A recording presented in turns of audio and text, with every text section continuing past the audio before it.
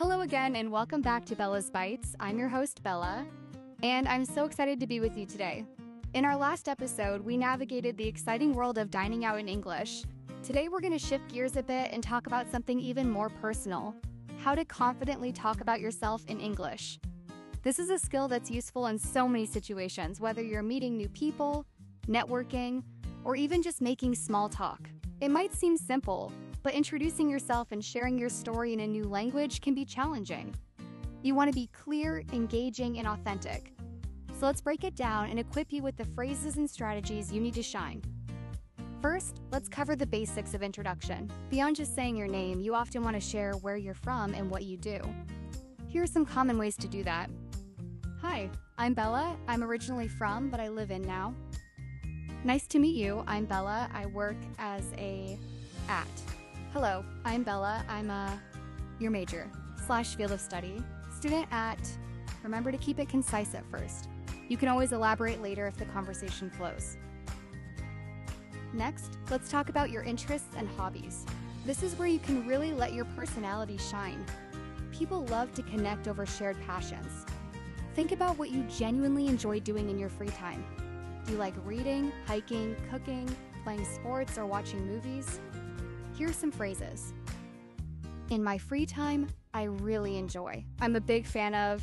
I love to when I have the chance. One of my passions is, for example, I might say, in my free time, I really enjoy exploring new cafes and trying different types of coffee. I'm also a big fan of hiking and spending time outdoors. Sharing specific details can make your answers more interesting. Now, let's move on to your background and experiences. This could include your education, previous jobs, or significant life events. When talking about your past, you can use phrases like, I studied at. Before this, I worked as a 4 years. I have always been interested in, which led me to. It is important to connect your past experiences to who you are today. For instance, I studied linguistics, which really sparked my interest in how people communicate, and that's partly why I love hosting this podcast. What about your goals and aspirations? Sharing what you're working towards can be very inspiring and can open up new avenues for conversation. You could say, I am currently working towards.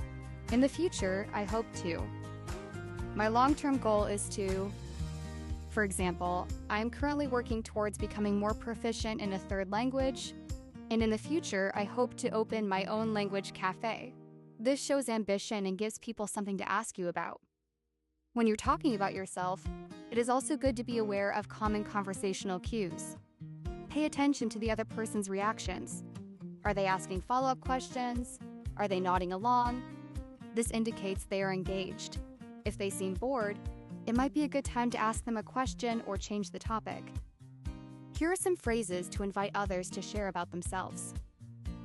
What about you? And you? What do you do?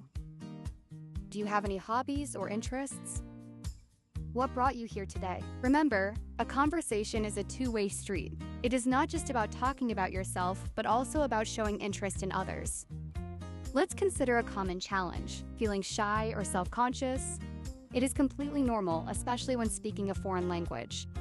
My advice is to start small, practice with a friend, or even in front of a mirror. Focus on clear pronunciation and simple sentences. The more you practice, the more natural it will feel. Another tip is to prepare a few key points about yourself in advance. Think about your name and where you are from, your profession or studies, 1 or 2 main hobbies or interests, one interesting fact or a short anecdote about yourself. Having these points ready will give you a framework and reduce the pressure of thinking on the spot. For example, my interesting fact might be that I once accidentally booked a flight to the wrong San Jose, but it turned out to be an amazing adventure. It is a lighthearted story that often gets a laugh. Finally, remember to be authentic. Don't try to be someone you are not. Your unique experiences and personality are what make you interesting. Embrace your accent, embrace your journey, and speak from the heart. That is the most effective way to connect with people. Thank you for joining me on Bella's Bites today. I hope this episode has given you the tools and confidence to share your amazing story in English. Join me next time as we tackle another important topic: how to prepare for a job interview in English. Until then, keep practicing, keep sharing, and keep shining. Goodbye.